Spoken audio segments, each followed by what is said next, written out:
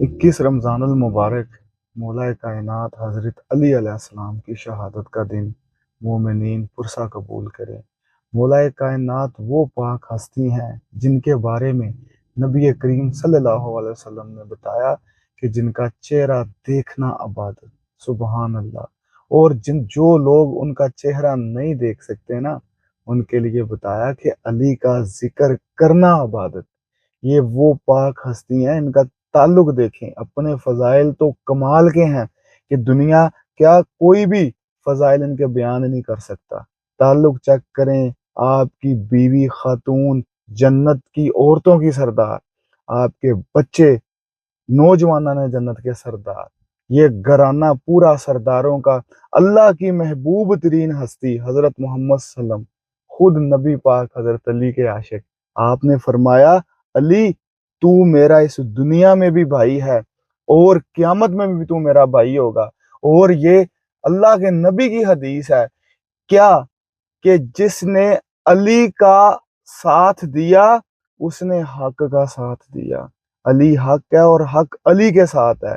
یہ ہمارے لیے جو ہے نا ایک زندگی گزارنے کا ایک طریقہ ہے کہ ظالم لوگوں کے سامنے سر کو نہیں جھکانا، بہادری کے ساتھ دلیری کے ساتھ آپ نے مقابلہ کرنا، آپ حق پہ ہیں۔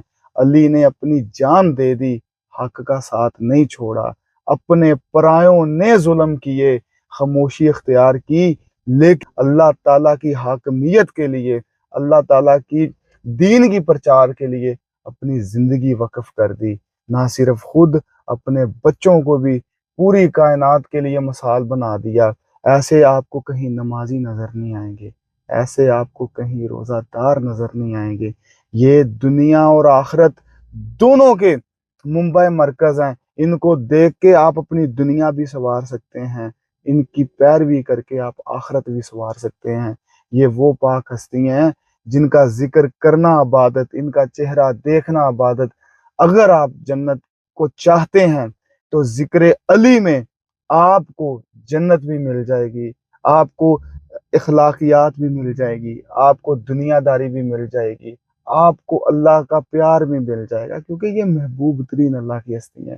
یقیناً مومنین جو ہیں سوگوار ہیں، ہم سب سوگوار ہیں، لیکن یہ شہادت ہے اللہ تعالیٰ کے کمال ترین ہستی ہیں۔ اللہ تعالیٰ ہمیں ان کے نقش قدم پہ چلنے کی توفیق عطا فرمائے، آمین۔